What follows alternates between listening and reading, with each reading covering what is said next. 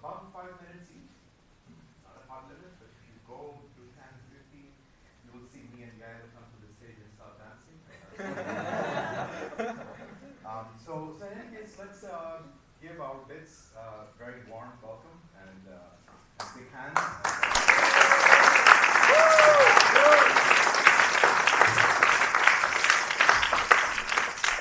All right, our first bit is G. That's a bit, right? Who will kick this off? Hey, my name's Gautam. I usually go by G. I'm a psychosis. And this doesn't work. Okay. And my work generally focuses on, say, classical statistical questions. For example, hypothesis testing, where a prototypical question might be, given samples from a two-dimensional distribution, are the marginals independent? I also like to work on distribution estimation.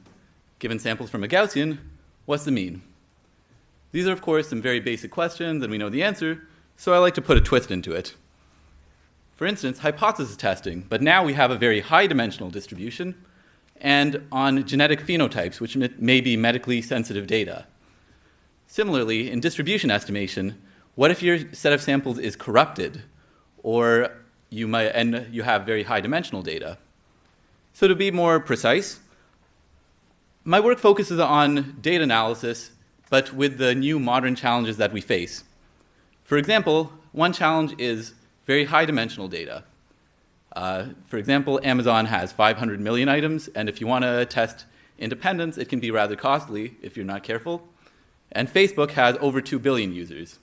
These are both very high-dimensional data sets. Another thing is privacy.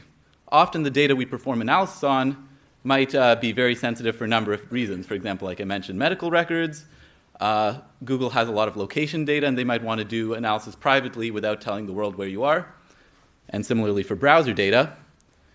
And finally, robustness. Often we have models which we think of nature presenting data from, but these are not exact. In particular, these are often misspecified, and we need to be careful to really account for that. And here's a sample of some of the things I've worked on which address these problems. For example, in high dimensions, in order to do hypothesis testing in high dimensions, we do some work on testing on graphical models, which allows us to evade the curse of dimensionality. In terms of privacy, we've made a first direction in this with identity testing on differential privacy.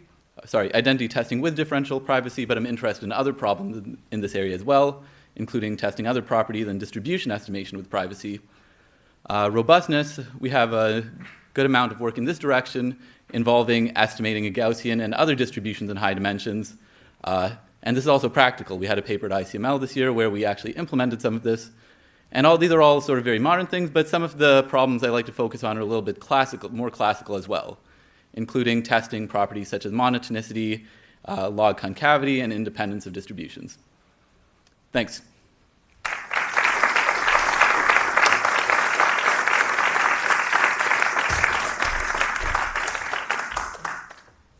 All of your slides are in one file, just advance. Cool.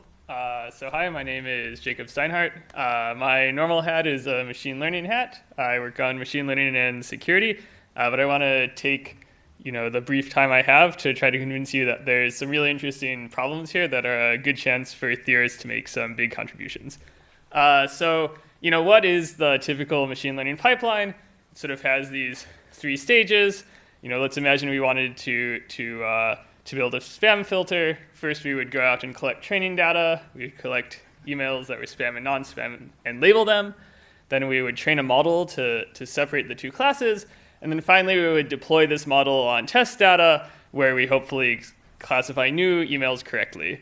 The problem is that, if we throw adversaries into the mix, there's actually a lot of places where an adversary could intervene here. So they could intervene at the point where we're collecting data by, creating fake email accounts and mislabeling the spam or the non-spam. Or they could intervene at the point of test time by modifying their emails to try to avoid our filter. And, both of these violate the sort of standard machine learning paradigm where we assume that train and test are equal to each other. So there's, this is the first point where theorists, I think, can make some important contributions because, the standard assumptions are violated and we need to design algorithms that can actually work under these sort of new regimes where training tests are not the same. They're related, but there's, an adversary that can affect things. The other interesting thing here is, you actually have to define what the adversary can do formally. So, this is also something I'm very interested in is, what's the right model for what the adversary can do, and how can we develop algorithms that are going to be provably secure. And then, the final reason why I think theory is helpful here is, you could try to do this all empirically, right? You could sort of try to come up with a bunch of attacks yourself and hope that things work well. Often this is the right way to progress in machine learning, just try it and see what works. But when there's an adversary, sitting around, they're going to try whatever you didn't think of. And so proofs are actually much more important. All right, thank you.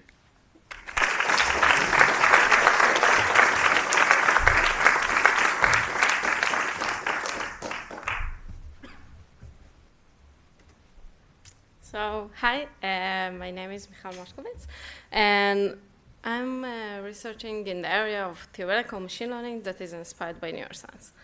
So I want to tell you how I got to this research area. I want to tell you a bit about my background. Okay, so I did my MSc in Tel Aviv University, and on theoretical computer science, I worked on locally testable codes, and I used pseudo-random properties, pseudo-random graphs. And then I was excited about neuroscience. I learned and I read about it, and I decided to do another master degree in neuroscience, and I'm doing now a PhD. So this is the second part of what I'm doing, of me. And while I'm working on neuroscience, what I'm focusing on is one ability of the brain, which is learning. And an area that is formalizing what is learning is machine learning. So this is like the three parts, and I'm in the intersection. I'm interested in doing machine learning that is inspired by neuroscience, and I'm using theoretical computer science tools for that. So I want to show you how this idea manifests itself in my PhD. So a few years ago, I talked with Awad Shamir, and he suggested the following question: just show some low bounds for space-bounded learning. And I started working on this, and this question started getting a lot of popularity in the last few years. And the reason that I was so excited about it is because space-bounded is actually inspired by the brain. Because we cannot expect our brain to remember everything that we experienced the entire lifetime. So I'm solving a question in machine learning using that is inspired from neuroscience. And the tools I used for that are tools from ITCS. So as you will hear on Sunday, I used the pseudo-randomness and to prove the negative side of bounded computation. And I designed an algorithm, a general bounded memory algorithm for the positive side. So I told you about my past, my background, and my present, my PhD. So I will tell you a bit about what's next. So I hope to continue being in this intersection of TCS, machine learning, and neuroscience. And there are many questions to address in this intersection. For just an example, I would really love to see the question of bounded memory learning completely solved. And by that I mean that I would like to see a tight bounds for each hypothesis class. I want us to have a fundamental theorem of statistical bounded memory statistical learning. And we should also consider other models that describe an organism more complex, like reinforcement learning, which is a model that describes a sequence of examples that are connected, and not just one, IID examples. For example, we can use a space-bounded constraint on this model, but there are so many questions to work on. So that's it, and I'm looking for postdoc because this is my final year. Thank you.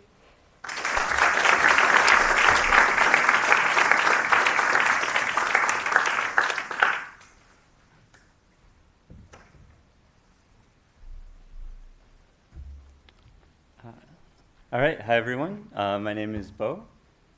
Okay, yeah, I guess I should start by saying that I'm in the market for a faculty position starting this fall. And I'm currently at UPenn. So, okay, so I work in sort of an intersection between machine learning, algorithms and theory, and game theory. And I like to look at these problems that have to do with understanding systems that acquire information somehow, process it, and aggregate it into some predictions or some useful action. Okay, and so of course, this fits the model of machine learning, and so a lot of my projects have to do with machine learning kinds of problems, but also fits settings like prediction markets or some economic system for trying to acquire information and use it. And I'm interested in these problems when there are people in the loop. So either these decisions are affecting people, or the data is held by people who might want to be strategic about what kinds of data they reveal or if they manipulate it. And so this causes some really fun questions when you look at a traditional like machine learning problem and you have to totally redesign the algorithm to deal with game theory or something like that. And I like asking questions like, how do the bounds change? So like, what's the price of strategic behavior? And how do you think about the value of information to the person versus to the algorithm? And when is it worth it for the algorithm to like offer a lot of money for the data or something like that?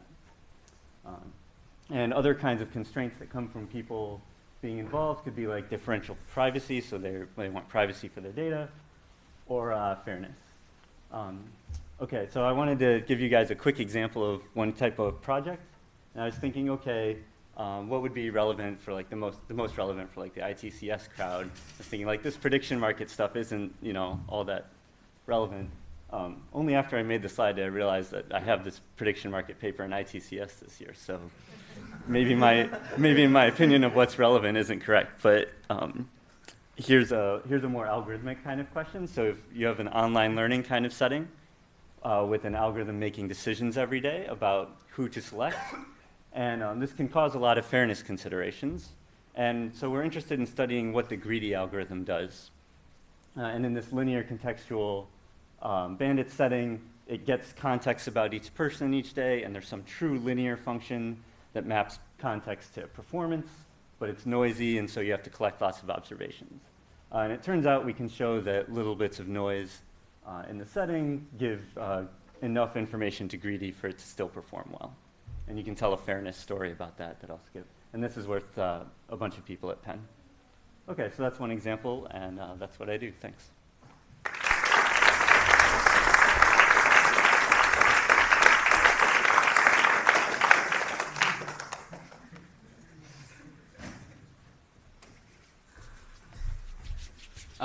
Hi, my name is Pravanjan. I work in cryptography. A little bit about my background. I did my PhD from UCLA with Amit Sahai and Rafael Ostrowski.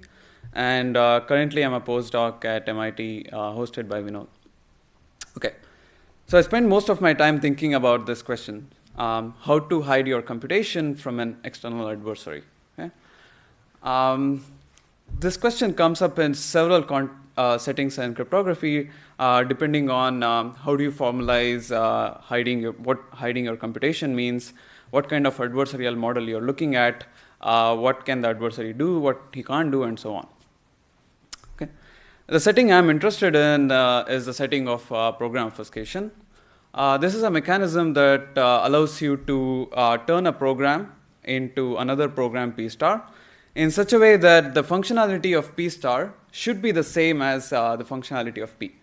In other words, if you evaluate P star on X, you should still get P of X. Okay? And the security guarantee we require is that P star, the code of P star should not have any information about the code of P. Intuitively, we can capture this by saying that if you have the code of P star, all you have is a black box access to the program P and nothing more. Okay?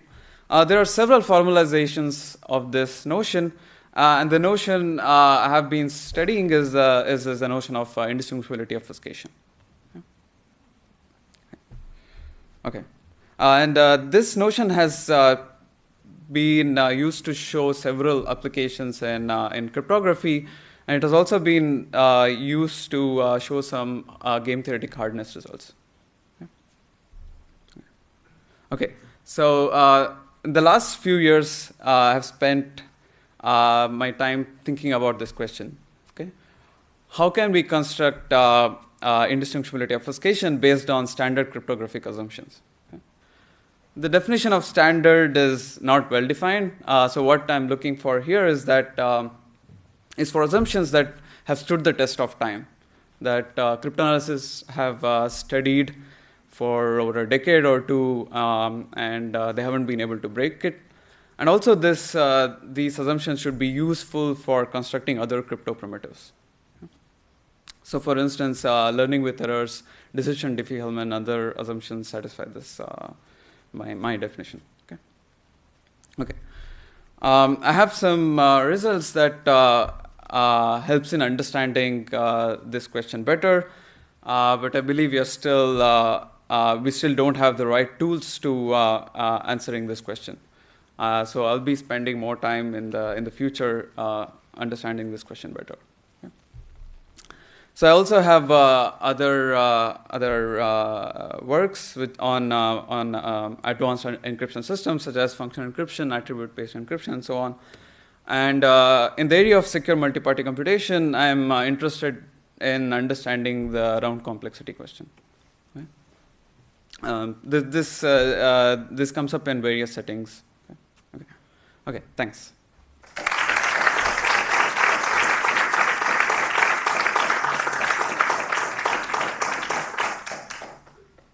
This is the one.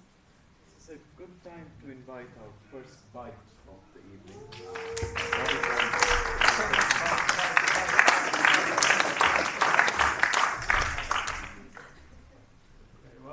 I'm not graduating. This is the room in which I defended my thesis, so it kind of feels like a retread of my graduation.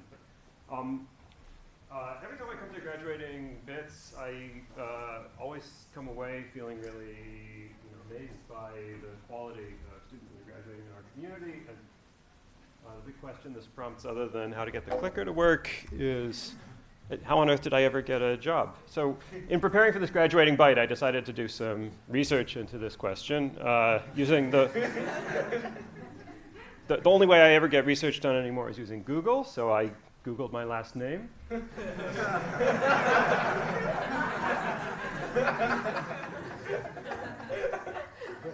And it dawned on me that maybe the only way I ever got a job was based on a simple misunderstanding about who people were hiring. So, now that the cat is out of the bag, I'm a little fearful that I'm never going to be able to get a job in the future if I were to decide to change jobs. So just to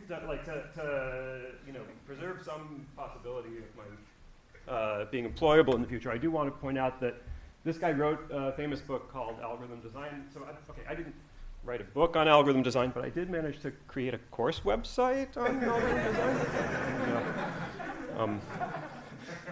And the other guy has a famous book called Networks, Crowds, and Markets. I also didn't write a book on that subject, but I did manage to write. I am graduating a student named Yang Yuan this year who works on neural networks and is on the job market. So, congratulations to Yang and all the other graduating students this year. You have my admiration.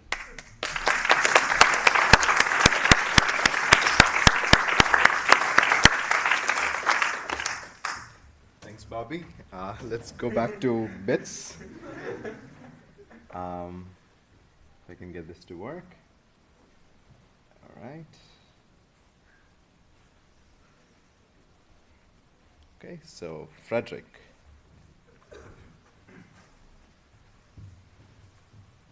Hello. So for me, it's going to be much harder to find a job, I think. My last name is unique, unfortunately. It's only me and my sister. Okay, so I work on a bunch of different processes. All of them are stochastic, and most of them are in distributed computing. So for example, I'm very interested in consensus protocols. So you have a distributed network, and you try to reach consensus. Something else I'm interested in is social networks, where you try to analyze the distance between people in a graph that comes from a social network, or that represents a social network. I also work on load balancing, in particular brought into bins, when the resources, the bins, delete the jobs from time to time. And interestingly, I got very excited about ants recently. So ants are these very simple creatures that somehow, when they work together, do these brilliant and elegant things. For example, task allocation. I also work on a lot of other random processes, but yeah, it's mostly about distributed computing. And and I guess the process I work the most on is consensus processes. The question here is, how can you reach consensus? So think of ants, very simple entities, where there's no ID. An ant can't tell another ant, or do this or do that, when the other ant is far away. And you can also not send any messages to another ant. You can't say, send a message to ant number 42. It's probably not going to arrive. So how can you actually reach consensus in networks with very simple agents? And that's intriguingly difficult. So for example, on the click, there are some ways of doing it efficiently, but once you go to more complicated graphs, very little is known, and I'm trying to bridge this gap. And something that's always very hard when you analyze these stochastic processes is to find the right notion of progress. Somehow the most convenient way, and especially if you look at infinite processes, is to look at potential arguments. And that's how most of my, I guess, research is done. I try to find the right potential argument, analyze it by means of a random walk, and then try to say that the system eventually converges. Yeah, and the last thing that characterizes my research is that, once I write it down, I try to sneak in some puns and interesting titles, but, most of the time my co-authors find them. But, yeah. I keep on trying. Thank you.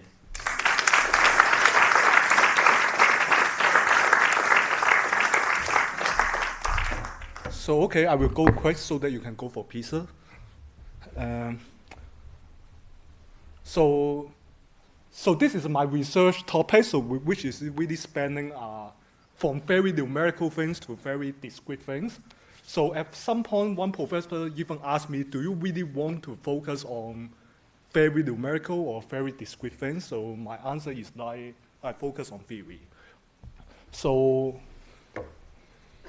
for the first topic, I will talk about it a little bit later in the next slide.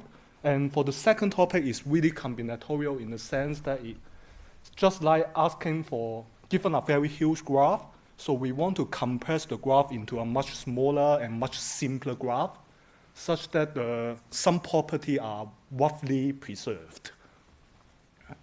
So, and I also work on some other topics on game theory. So this is a really fundamental problem, particularly now in machine learning. So we are dealing with convex functions or functions with millions of dimensions. And then now we will use GPU of more than 1,000 cores to optimize the convex function. And then, but because coordinating them to work in a systematic way is really costly, so there is no central coordination. Central coordination is infeasible. So what can we do? So we just let each core to do independently and make the updates. But the problem is that the following. So one core may try to collect information and then do the computations and make updates. But in the process, the other cores make updates to the information. So the information becomes outdated. So it's a very, very fundamental and natural question to ask. So can we still converge to the optimal? And the very naive answer is yes. So it's like if you have some help, then it will speed up. But if you have a huge number of helps, probably it will just be chaotic. So this is the, and then we prove it theoretically, and the result is like, for the convex function, there are some Lipschitz parameter structures. And then we prove a general, and the important thing is almost tight theoretical bound on the degree of parallelism. Okay, and the second thing is really combinatorial, so I can't give the precise definitions in 5 minutes. So this is like, so you are given a graph, and each edge will correspond to a demand of routing from point A to point B. And now you want to remove some edges such that it will remain, the only edges remain will be a spanning tree. And then what we want is that low tree edge is routed too frequently. So our result is like so there is a trivial bound of E, which is like, of course, but can we get a much better bound? So the result is that we give the first upper bound, which is sensitive to the density of the to the graph, and also the bound is like square root times the number of square root of number of vertices times number of edges. So there is also an algorithm, but it's I keep on thinking it's a sub-exponential time. I don't know whether it can be polynomial time. A key combinatorial ingredient is like something concerning k-connected graph called Giori-Lovász theorem. It's really a beautiful theorem, so I can take it offline to answer what it really is. Thank you.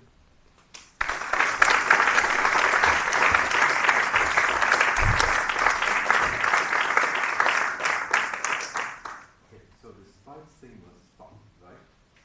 Let's call Yale our next spike.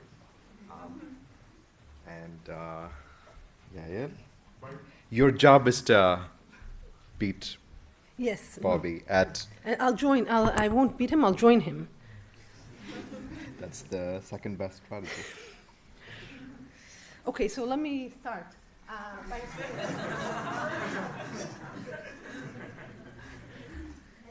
Beautiful. Similar to Bobby, I'm also really intimidated by all of you amazing graduate students. And I was thinking this is exactly the same thing. How did I ever get hired? And this kind of creeped me out. So I'm thinking, you know what? I was thinking about it and I thought, you know what? Actually, not only did I deserve to get hired, I deserve to get rehired. And actually, I'm much better than all of you guys for the following reason. So actually,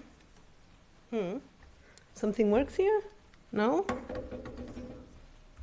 Okay. Oh, this is supposed to go. Okay. So let me tell you, rather than telling you why you should hire me, let me tell you why you should not hire all of these guys. Okay? So first of all, as you saw, they're way too productive. Now think how they make you feel. Rather than you feel like so lazy, like this dude here. You don't want that. Okay. Moreover, the research seems to be really exciting. Now compare it to our research, to your research. Dull, boring, you know. Moreover, they're way too smart. You know, they'll sit in your talks, you know, understand everything, and make all these smart comments, and you'll sit there feeling like completely stupid. Okay, that's what you get if you hire them. However, if you hire me, here's my promise for you. First, I promise I will not publish more than 1 paper a year, and even that's going to be like a third-year conference. That will make you feel really good about yourself. You will also submit 1 paper a year? I'll submit 1. That's a binding promise. I promise I'll ask really, really stupid questions. It'll make you feel so comfortable. You know, all the stupid questions you meant to ask by yourself when you were embarrassed, I'll do that for you. And finally, if you hire me as opposed to them, think about your chance of getting a promotion in comparison. So overall, I think I made my case. So to summarize,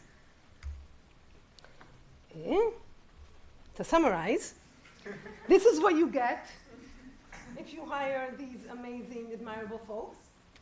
That's how you'll feel. On the other hand, if you hire us, you know, this is how you'll feel. So,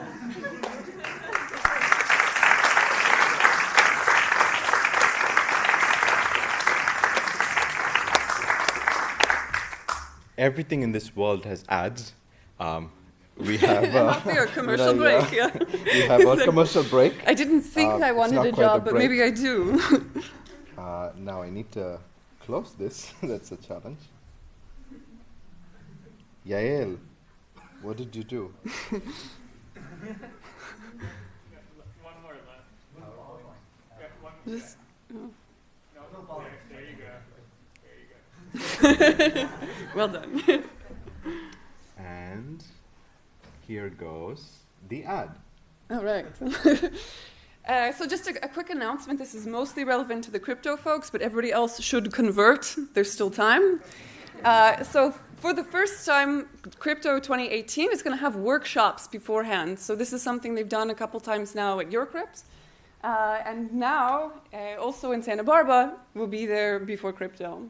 Okay, so just kind of a bit of an advertisement. It's going to be really cool, fantastic.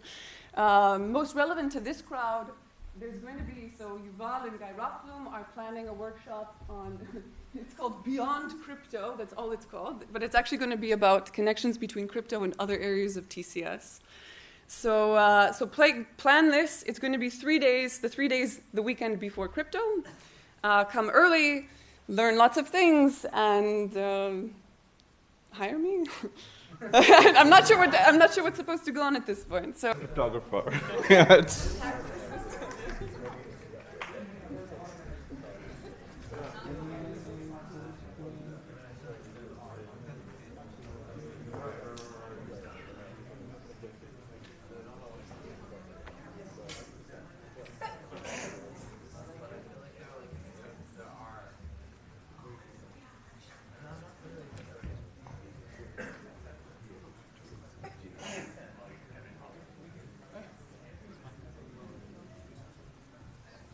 All right, welcome back to the second session. We decided that I love the ads so much that we're going to have one more. Ginny thinks it's not enough, but Ginny, you're up. Oh, hi. This is not me, and I'm not looking for a job. Although I know you won't hire me anyway. I won't take you 1 minute. So a friend of mine, some of them are studying the Mathematical Science Institute in Shanghai, and they have positions and they're looking for great people. It's in Shanghai, as you know where it is, I suppose. And you don't have to be Chinese, or you don't have to even speak Chinese to qualify. So if you're interested, I have some flyers back there my friends prepared, or send an email. Okay? Let's get started. All right, after seeing all the bites, I feel like I should abandon my slides and just do improvised stand-up. All right, so I am Makran. I'm a PhD student at University of Washington. I work in complexity and especially interested in proving lower bounds against algorithms of all kinds. So I will be talking about one specific area in the interest of time. So let me just first start with some key research directions I'm interested in and I've worked on. So I'm interested in proving lower bounds for linear programs and proving lower bounds against LPs that approximate the matching problem. I've worked on communication and information complexity, and I've given a new method that we call the Fooling distribution method to separate information and communication. And I've worked on de-randomization, where I've given lower bounds on the number of queries needed to construct pseudo-random generators from one-way functions in a black box way. So all these might appear very different, but the underlying commonality is just the use of information theoretic tools to prove lower bounds.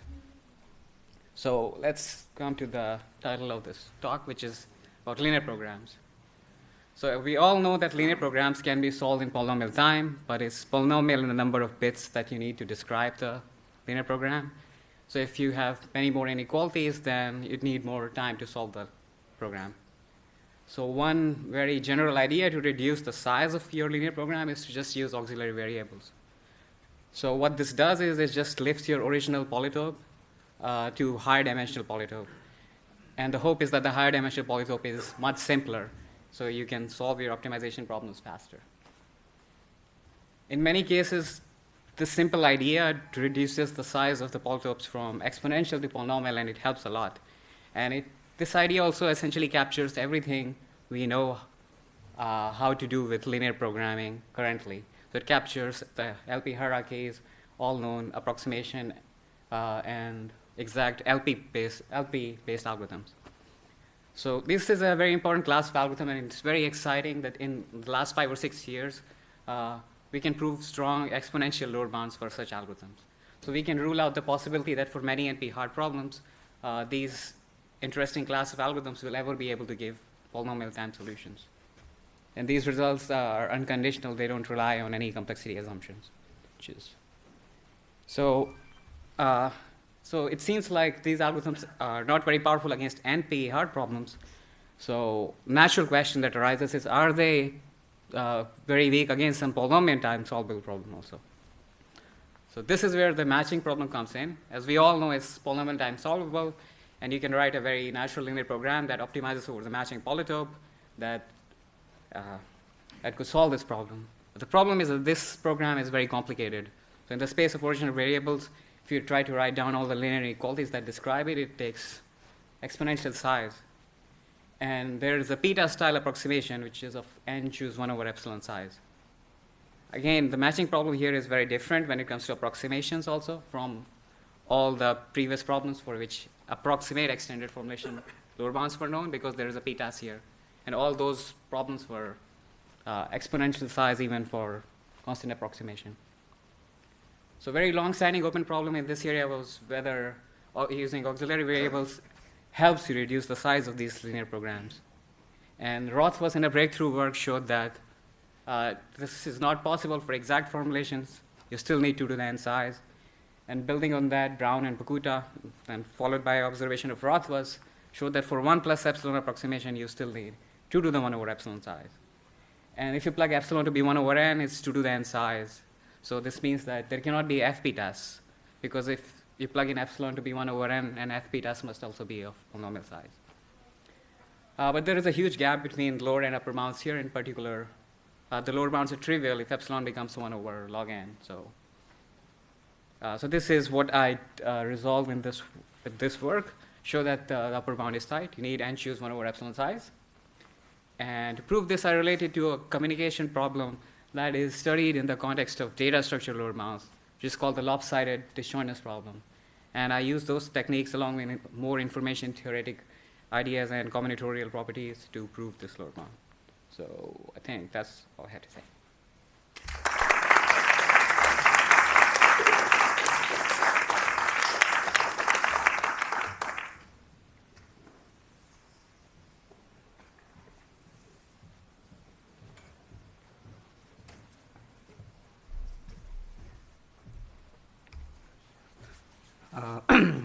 So they said foods and drinks will be served, so I thought the drinks meant alcohol. So I made the slides for a somewhat drunk audience. But it turns out that the drinks, there was no drinks anyway. So let's see how it goes. So I'm Young. I'm a PhD student under Mark at Princeton. There are many Marks in Princeton now, so Mark Braverman. Okay. So I was I had these animations, but somehow converted to PDF, messed up with all these animations. So there are no surprises now, but I try to concentrate all my 4 years of all my PhD years, 5th year.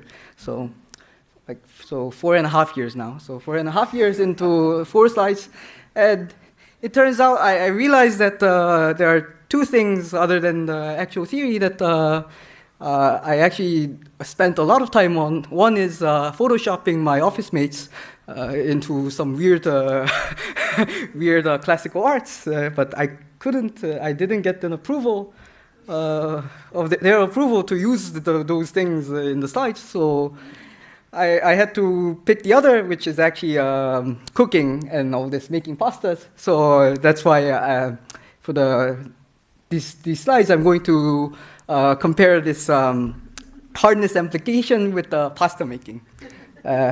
Okay, so when you start making a pasta, what do? You have to start with the dough, right? You have to start with and making dough is obviously a delicate art, which just like proving the base hardness results. Like is 3 set is MP hard, or like a 2-prover game, this like big guess that this Ranraz and all these people would do. So, and then what you do is, okay, so there's no surprise. You have to repeat it n times, right? In hope for actually amplifying the gap. So for instance, in the communication world, you actually have this task where you want to compute the n copies of the same function, or in this 3-set or 2-prover game world, you actually want to actually somehow you want to repeat in parallel. That's the parallel repetition, and you have all these different models of repetition that I don't have time to explain. So I say that this is just like pressing the pasta to make it into a noodle, and then if adding some technical flavors, you actually get the new harder function and the new harder 2-prover game. This is like some sort of a meta of hardness amplification, and so there has been a lot of work in this directions, in this meta, in this hardness amplification works. And in case of direct sum, this we actually understand a lot due to the invention of information cost of the protocol, so information complexity, which is pioneered by all this work by Braverman Rao, Barak, Braverman, Chen, and Rao. So because we know it very well, I compare it to this very nice automatic pasta making machine, because you just need to have a very nice dough, you put it into the machine, and then you get a very nice hardness result.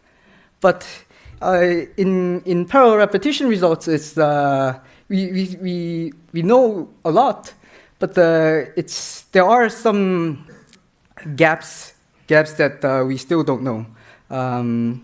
For instance, we did there are a bunch of works that managed to simplify the original parallel repetition proof by Ranraz, but there is this little gap that I don't want to go into too much detail, but just as another advertisement for my upcoming ITCS talk. So this ITCS talk we boils down. We try to really see what's actually happening behind this parallel repetition. So somehow now we actually have this somewhat not that good pasta machine. So, but somehow for my PhD work, somehow I managed to make at least something.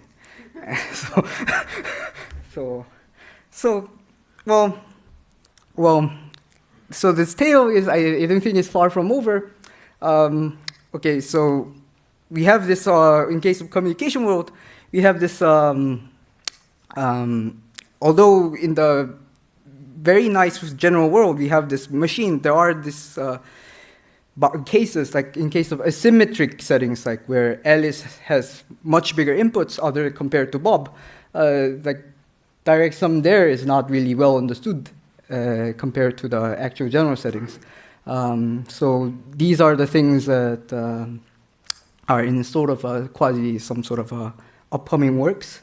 And in terms of the 2-prover game worlds, there's this, I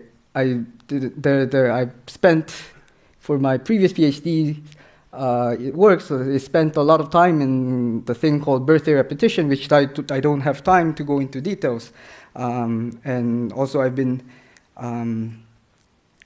really working towards this, trying to boil down the power of this so-called symmetric parallel repetition, which is actually just parallel repetition without coordinates, and then see whether it actually gives me a better pasta making machine or not.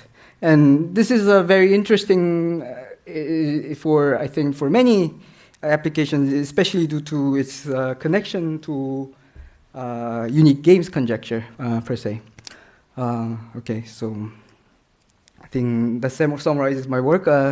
So if you want to check out my pasta, which that I actually have the Instagram ID.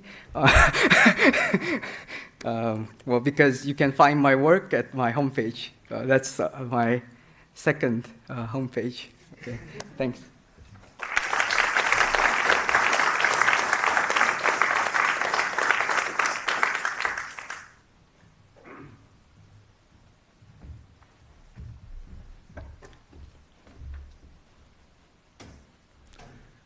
Hi, I'm Tom Gu. I recently finished my PhD at the Weizmann Institute, where I was extremely fortunate to be advised by Oded Goldreich.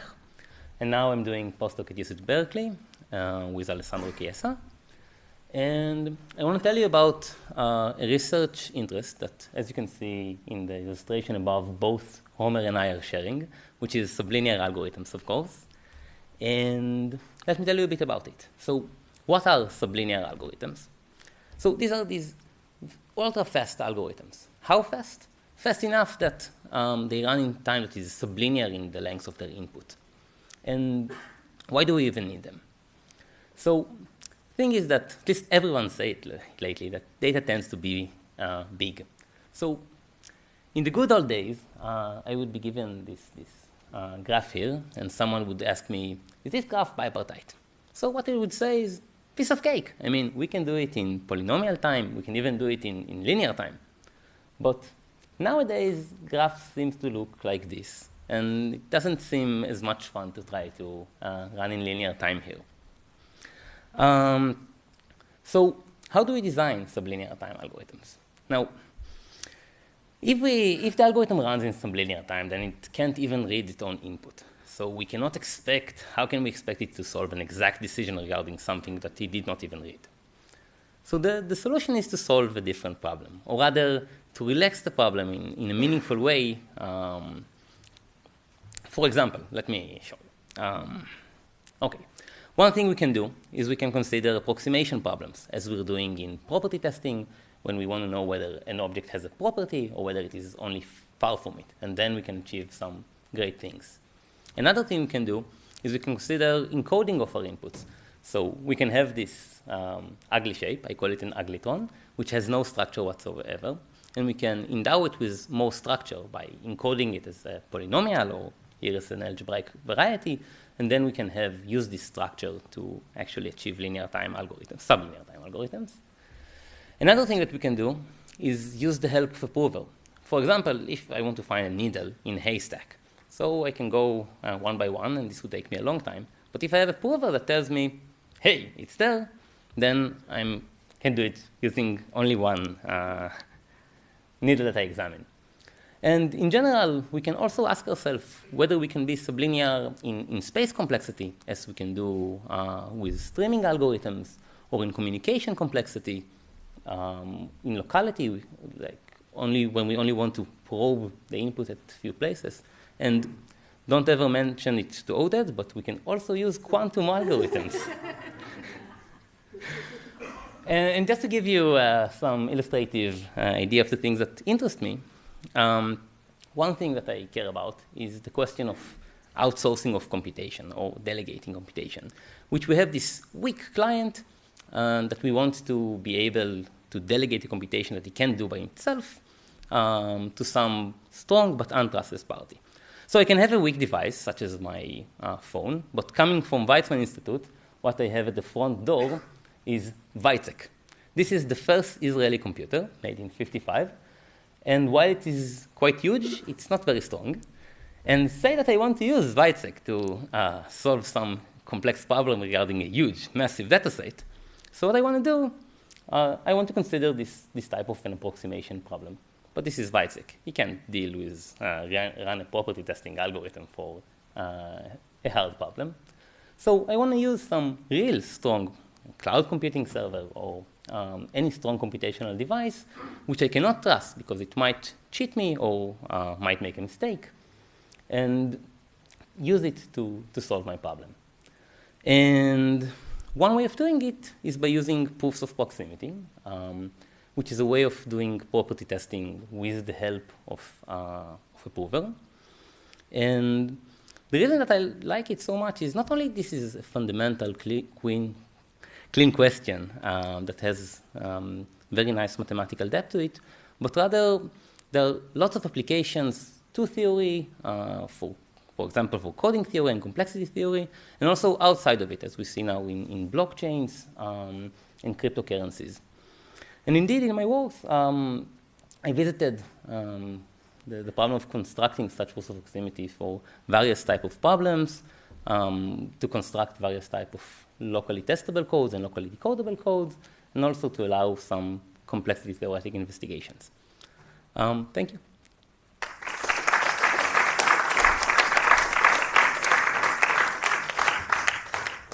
Tom, the part about not telling Odette, you know that it's being recorded, right? Oh, no. This is great until you assume. But you can charge me money for movies. Hello, I am Cyrus Rastron, and I'm a final year PhD student in computer science at the University of Washington. And I want to tell you some projects that I've worked on similarity search and some cool combinatorial connections that I really like. Oops. So let me talk about this slide. Let me start at the top. So for the past year, I've been working on this joint project with Microsoft Research on storing data in DNA. And the idea is that you take an arbitrary set of data, like an image or a video, and you synthesize it into actual DNA. So that picture is really sitting in a test tube in Seattle. And there's a lot of really interesting theoretical and otherwise computer science problems associated with recovering the data. For example, when you access the data, each of the DNA strands, where there's lots of them in the test tube, is amplified and replicated many times. And this is a really noisy process, and the errors are in edit distance. And so part of what I worked on is this large-scale clustering problem, where you're clustering billions of short strings that are formed in millions of clusters, and there's hundreds of dimensions. And the amazing thing is that we're actually able to store hundreds of megabytes in test tubes and actually recover it. And the motivation is that it's super, super dense. And so this is sort of a next-generation archival storage medium, hopefully. And so this was really fun, and I like that it really hit on a bunch of core TCS techniques like clustering, LSH, embeddings, and there was a paper in NIPS about this that I sort of spearheaded, and then also we have this paper on the overall system in Nature Biotech coming up. Part of the interest in the computational problems of DNA storage came from some previous work I did on similarity joins. And so the idea here is you want to find all pairs of vectors in some high-dimensional binary space. So all of them that have distance at most r, say. And so I worked on, with my advisor Paul Beam, on some distributed algorithms for this that were pretty interesting. And they were, we gave some new algorithms, but what really got me excited about it is there's new lower bounds and some sort of new combinatorial connections associated with these problems. So that brings kind of the next thing that I really like to think about is combinatorics and this connection to theory and DNA storage. And so kind of starting from the left, one thing that came out of this work is we worked on edge isoparametric inequalities, which was really surprising because if you think about the standard hypercube, so this is where you connect binary strings, distance 1, the best shapes in the sense of having the most edges given the number of vertices are subcubes. But if you move to connect binary strings of distance 2, then all of a sudden you should be looking at Hamming balls to contain the most edges. So in kind of ongoing work, we're trying to prove that this is optimal and actually get the precise up to constants, the precise number of edges in these graphs where you connect binary strings with larger distances. Another thing that came out of this sort of similarity join project was this question, when we're trying to prove lower bounds, boiled down to proving a connection between sort of shortest paths in, again, this graph where you connect binary strings with some distance, and then paths that are much longer. So this is sort of a Sidorenko type theorem, if you know what that is from extremal graph theory, and that was really interesting. And finally, another combinatorics thing that kind of came up in my research is this nice result about a new algebraic proof of the sandwich theorem, which has to do with relating sets of sizes of certain sets in VC theory. And there was sort of this nice connection of things where proving the combinatorics bounds had to do with algebraic objects and polynomials, and those connected to kind of AC0 lower bounds, and back in the sense that extremal problems in VC theory ended up having something more to do with lower bounds and these bounds. And so it's kind of a fun, and I just really like finding these connections between sort of TCS problems and kind of classic combinatorics problems. So looking forward, I really like this whole theme of theory people working on big data and these big data questions. I think that it's a really rich source of inspiration. Talking to industry people, I really like that there's like real motivation now for studying small space, approximation algorithms, streaming algorithms. You know, there's VR, there's biotech, there's all these different new systems and distributed systems that really need new algorithmic ideas. And so it's really fun to think about these. And also, I want to continue working on similarity search. There's so many good discrete metrics in the world. You know, there's not just edit distance and Hamming distance and Euclidean distance, but there's, you know, these things on graphs and other metrics. And in terms of applications to real systems, what I'm really excited about is, as we're inventing new technology, you know, can we co-design representations for our data that really give rise to better algorithms, both in theory and practice. And so I'm really excited about, in the future, thinking about, you know, can I develop a really broad research agenda about these big data questions that are actually relevant to practice? Thank you.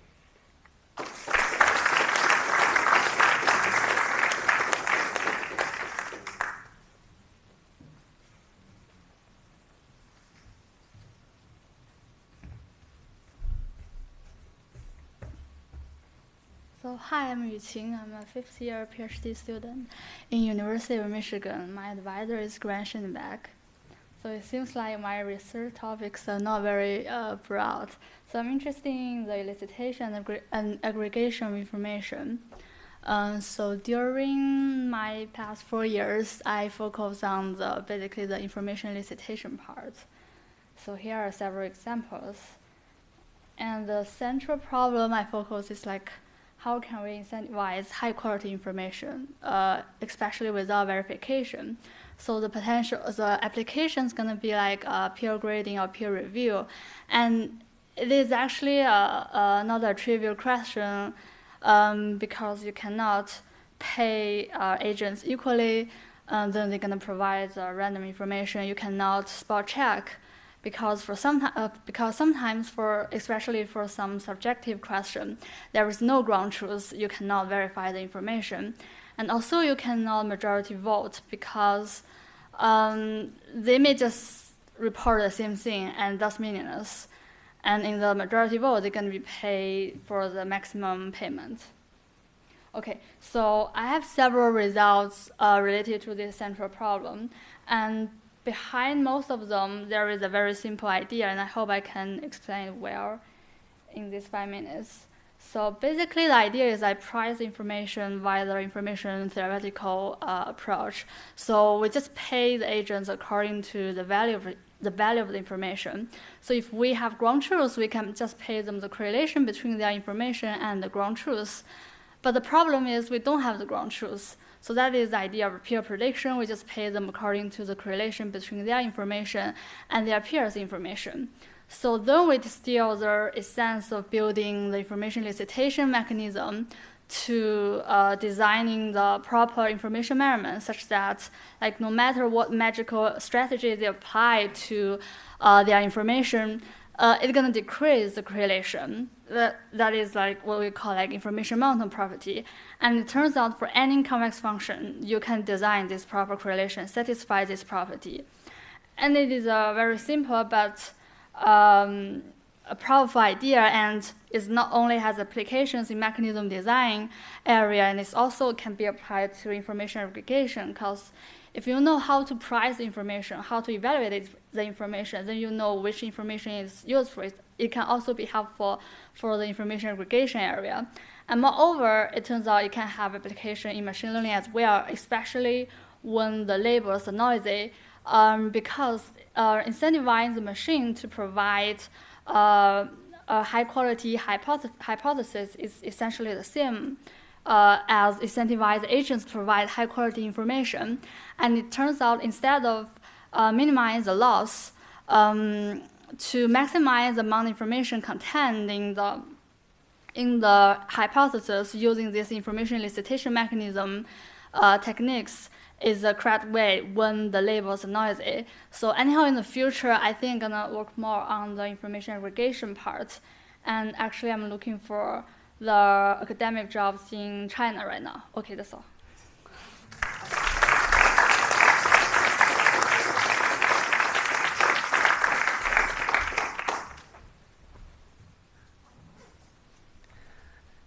All right, hello. My name is Samson So, and I'm a graduate student at Purdue. My advisors are Greg Fredrickson and Elena Grigorescu.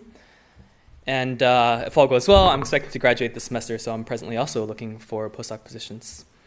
My current research interests are graph pebbling and sublinear algorithms with an emphasis on streaming algorithms. I actually have a variety of interests in streaming algorithms. I've worked on matchings, heavy hitters, and clusterings. But I especially want to talk about a family of problems that kind of fall under one umbrella. And so this is pattern matching in noisy data streams. And the motivation for finding these structures arises from algorithms in bioinformatics, where these algorithms identify and remove large regions that have low complexity. And this is necessary as a pre-processing step. So low complexity can be anything like a highly periodic string, like this thing in green, a long palindrome, the thing in blue and purple, or an alignment, which is in gold. But unfortunately, data is often exposed to corruption, whether that's mutation or human error or just noise. So we want our algorithms to be resilient to some amount of noise. So given maybe an input of length n and a threshold k of some noise that we can tolerate, we give algorithms that use space polynomial in k and log n for computing periodicity, palindromes, and alignments. We also give lower bounds for some of these results, but there's a big gap, so we hope to close that soon. And I guess another drawback is that these errors are all Hamming distance errors, and in reality, edit distance might be a more realistic model for biological mutations. Another area of research that I've recently worked on with Jeremiah Blocky is graph pebbling. And the motivation for graph pebbling, it's actually intricately related to the cryptanalysis of hash functions. So these functions are being proposed for standardization, and we actually have all these hardware that can compute a lot of hashes per second. So we show that an economic adversary using some of this hardware can actually, they're compelled to crack a large fraction of cryptographic hash passwords. So let's suppose that we have an adversary, they steal some hash passwords, and they'll use this hardware to just keep churning the passwords until they find which ones matches your hashes. So this relates to graph pebbling because in response to these hash functions and the hardware, we have a model of memory hard functions and bandwidth hard functions. So up here we have a directed acyclic graph, a password, and the output of the hash function. So for each node, we'll have that the hash of the node is the hash of the concatenation of its parents. In particular for H6 here, it's the hash of H4 and H5. So to compute H6, we actually have to keep H4 and H5 in memory. And if we have a large number of nodes that we need to keep in memory at the same time, this is actually something that these circuits struggle to do. Similarly, red-blue pebbling is the concept where we have memory and cache, and we force the adversary to swap between memory and cache a lot. And this energy consumption that they have is something they struggle with. You know, these adversaries don't want to pay money to compute these hash functions. So unfortunately, we showed that computing the exact hardness of either black pebbling or red pebbling is NP hard. But we do give upper and lower bounds for some of these functions that have been proposed for standardization. So I guess if you have any more questions, you know, feel free to talk to me offline, and thank you for listening.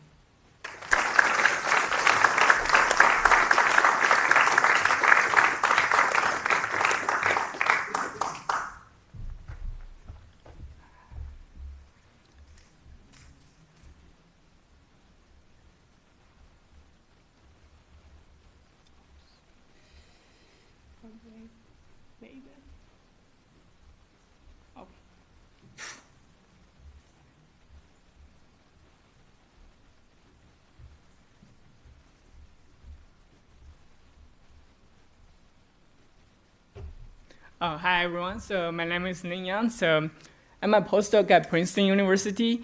My research area is broadly in designing sublinear algorithms for data mining and machine learning. I mean, so this is a major topic of my research that is understanding the capability of a streaming model. So in terms of streaming model, let me remind you what it is in my context. That's here I talk about a stream. It's a vector aggregation stream. So this so-called vector aggregation stream is a sequence of updates to an underlying vector. For example, here, so S is a sequence of pairs. So each pair AI, delta I, so AI is an integer from some universe n, and delta I means plus or minus 1. That's an update to a particular coordinate of the vector. Okay? So in this case, you can simply rewrite this stream as a sequence of union vectors. So here, each AI is a union vector with a single coordinate to be 1, other places are 0. So delta I is still the same updates. So now the underlying vector is simply written as v equal to sum I equal to 1 to m delta I times AI. So the problem is that if you want to do something with this aggregation stream, you cannot store that because n is usually assumed to be super large. Okay? So basically, you want to come up with a streaming algorithm that to estimate any function f. For example, f is an n-dimensional function, and you want to design algorithm A such that you can make a single pass over the data stream and output some f-tiert, and you want to maintain that the f-tiert is a 1 plus epsilon approximation of fv. That's the goal, and with high probability. So in terms of this problem, there's a known natural history research, and that can be summarized as this diagram. And there's a known natural history that's only, before my talk, it's only this dot. Okay? So what is that dot? That's understanding the p-norm. Okay? P-norm is simply a sum of each coordinate raised to the power p and take pth root. And the history can be summarized as this. And the seminal paper by Matthias and Zagadi, 1996, that shows that if you want an exact algorithm or deterministic algorithm, no, you have to store the entire vector then. And then they consider this approximate algorithm and randomized algorithm. They give the first, actually, OT1 space algorithm for p equals to 2. And then this, in fact, there's, before this paper is the first one. IMS paper is the first systematic study of this problem. Before that, there's some other papers, for example, in Ferjanet and Martin in 1805. They give the algorithm for p equal to 0. That's estimating the number of zero coordinates, non-zero coordinates in the vector. And then later on, Indec gives the first sublinear algorithm. Actually, it's a Tier-1 space algorithm for p smaller than 2 and greater than 0. And then this one is improved by Indec and Woodruff in 2005 for p greater than 2. That's nearly optimal, or Tier-n to the 1 minus 2 over p space. And the lower one is shown by BJKS at 2002. Okay. So this is a p-norm. So then my work is to extend this dot to be a plot dot. That's what we call a G-sum problem. G-sum problem is a sum of a G function over each coordinate. Okay. So we want to understand for what kind of G that admits an efficient streaming algorithm. Okay. So before my work, my advisor have 2 papers on this line. So one is Abreuman and Ostrowski. They give a full characterization for monotonic and non-decreasing function G. And later on, Abreuman and Chestnut gives a characterization for non-decreasing and the periodic function. And then my work with Abreuman and Chestnut and Woodruff, nearly all G characterize all function G like this form. Okay. So I also extend this diagram to another green ellipsoid. That's a symmetric norm. So symmetric norm is defined as this. So you take the vector, you take a norm over the vector, and then that norm has a particular property that you can swap the coordinates and you don't change the value. You can add the plus sign, minus sign to the coordinates, you don't change the value. So in our paper, we give the full characterization of all symmetric norms. Basically, you give me a symmetric norm, I can give you a nearly optimal algorithm in streaming setting. Okay. So this is basically a major part of my research in my PhD study. In the future, I want to understand more of these empty regions. That's actually the major part. And I also want to use this streaming technique to inspire new algorithms in machine learning and data mining. Okay. So here's some recent progress. And so I've been working with my collaborators to give nearly optimal algorithms for sketching distances, for solving Markov decision process, and for giving this nearly optimal sublinear regret reinforcement learning algorithm, and also sketching k-means. Okay, so stay tuned. Okay, thanks.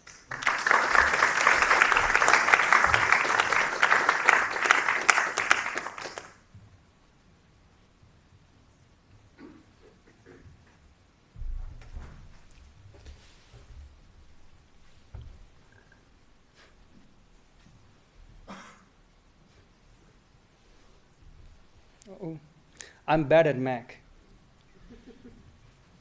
Wait, oh, to the left, okay.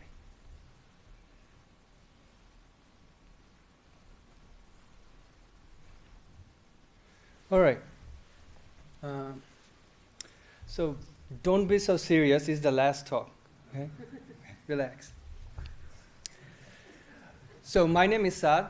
I'm from University of Connecticut, the neighboring state. And my mentor is the right guy, Alex Russell. Some of you may have known him.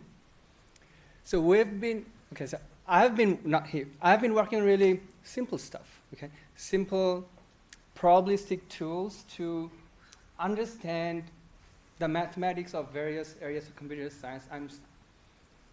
I love it, okay? So what are the things I do? So we worked on some coding theory problem where we figure out, well, he did the heavy lifting. I did the low lifting. So we figured out some disk erasure codes, and in the end, we found out someone else already have done it. And so they got better bounds. Okay, so bummer. In another project now, we've been working on some Bitcoin-like protocols, like proof of stake thing, where we want to put combinatorial bounds on the adversary so that we wouldn't have to know how much computational power he has. But today we're not going to talk about this. So today I'm going to pick your brains on a problem we worked on. We have some results, but we can't really place it in relation to other problems in computer science. So let's see. So we call it the tree realization problem. So what is it? So you have 2 inputs. So on one hand, you got a tree. This tree has no notion of distance. It's just edges. So you know the neighbors, so no distance. On the second input, so in this side, the input where the nodes are mapped randomly to a discrete space. The dimension of the space, we'll fix that later. Now, this random embedding has no notion of edges, so no notion of neighborhood. So these 2 inputs. And what you want? Because someone told you that these two data sets, like these two information, come from the same underlying, say, thing. So you would expect them to have something in common. So what do you want? You want a special way to look at these random points so you can recover the neighborhood information. So this special way to look is actually a metric. So let's say this is a scaled Euclidean metric. So if you look using your usual norm, you will see that are random points, but if you use this special metric, you will see this tree. So how to do it? So there are several questions. Can we do it? If you can do it, how many dimensions will you need? So what are the upper bounds? What are the lower bounds? So here's some results that we have. So we have proved some upper and lower bounds. We show that if the graph is a tree, these are some dimensions that suffice, but for regular, just for undirected graphs, you need bigger dimensions. And we have shown that the random graphs, they're the hardest instance. So you need, so any algorithm for any embedding, not just random, for any embedding, you'll need a very large dimension to realize that, to figure out that tree. So please let me know if it rings any bell, connections to other problems you know, or anything. I think that's pretty much it. You already know that. All right, thanks.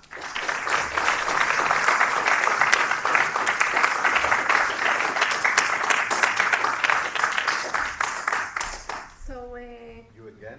Before we have the best and biggest final bite of the evening, I have a quick announcement that I was asked to tell you on behalf of Guy, Rathum, and Shafi. So let's see what you wrote. In Weizmann, in the fall term 2018, there will be a focus on societal issues, data analysis, privacy, fairness, safe machine learning, and beyond. And this is going to be in collaboration and in leading into the Simon semester on privacy in the spring of... Oh, you can't hear me. Okay. Yes. So there will be...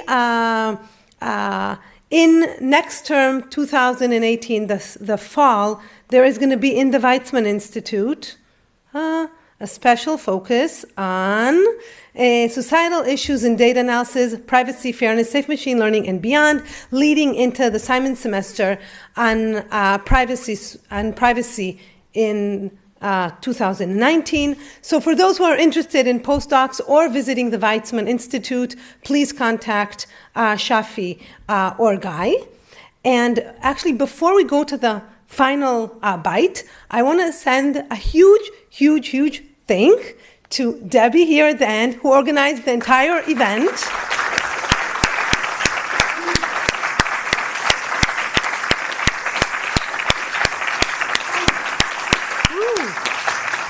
So even though Vinod and I are listed, but the actual person who did everything here is Debbie. So with that, for the grand finale, Christos? Yeah, go ahead. This is the gigabyte.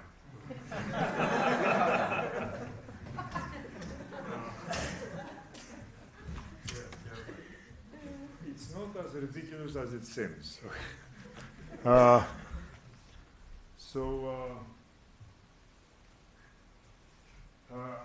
Before anybody throws a rule book at me and says, that I'm not qualified, there's the 2-year rule and all that, so I'll tell you. Yesterday I was talking to my former student Ariel, and I told him, okay, spit it out, what are your complaints? And he said, I have no complaints. No complaints about my life. So this guy is really. Current students usually complain. I've been chair. Assistant professor complain a lot. So who is not complaining? Postdocs do not complain. Right? I mean, postdocs have the greatest lot of all. And suddenly I felt deprived. Okay, when I graduated, there were no postdocs. I have this huge gap in my resume.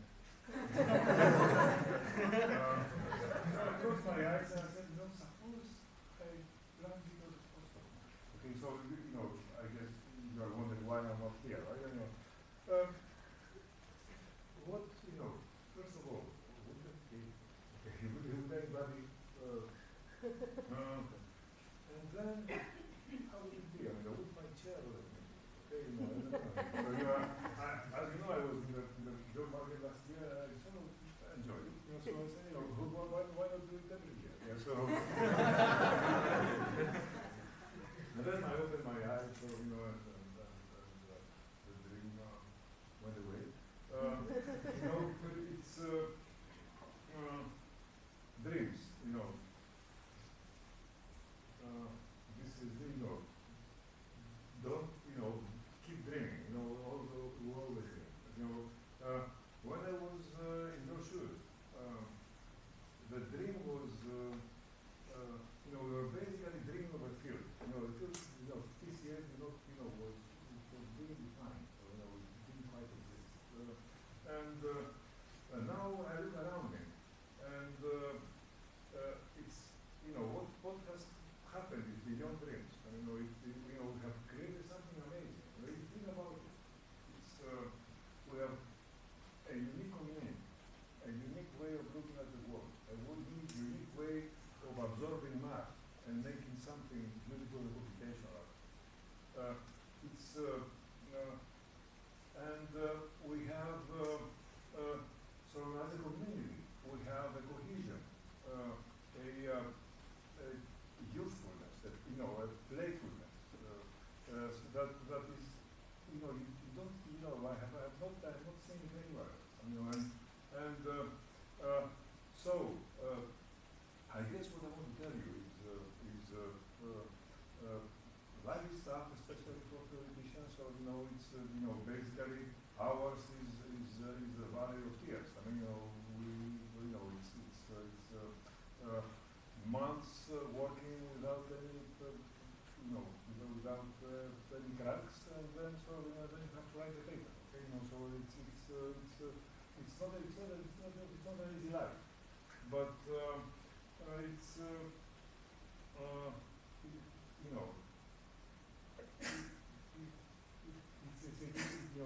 I believe it's a uniquely beautiful, elegant field, and for me, the gem of TCS is the conference of Scostians, ITCS. So I want all of you, in the next month, to keep the most inventive, most playful, most the paper that incorporates the spirit and essence of ITCS, and save it for ITCS. Okay, and the next ITCS is going to be San Diego. So it's you are going to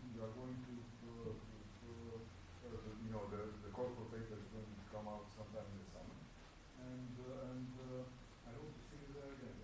Okay, so.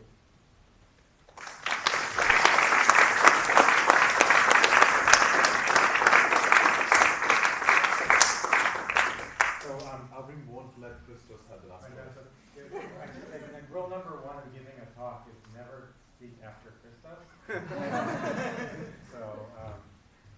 But I just wanted to just say really quick. So I was looking for you in the audience, but you were enjoying the hi. Yeah. So it's actually two things. One is that not quite related to ITCS, but that Yael and I are running the workshop program for stock, and the stock workshop proposals are due February 23rd, so that's about a little over a month. It's only 2 pages long, so I've seen all sorts of really cool things here. Get together with your friends, propose a workshop. It's only 2 pages, okay? And then it either gets accepted, or worst case scenario, it doesn't. You add 13 more pages and send it to NSF. So, there's nothing to lose. So I just think, there's all sorts of cool things. This is exactly the kind of stuff, that's great for workshops. I encourage you to submit. As Christos said, ITCS next year, we're going to co-locate with soda. It's going to be right after soda in San Diego. I think it'll be a lot of fun. So, you know, get to work on your stuff. Don't have your paper ready by the soda deadline. Instead, have it ready by the ITCS.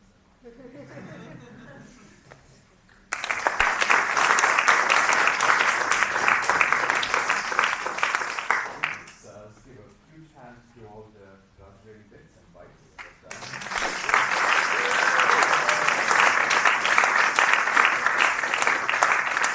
You're free to go get your drinks.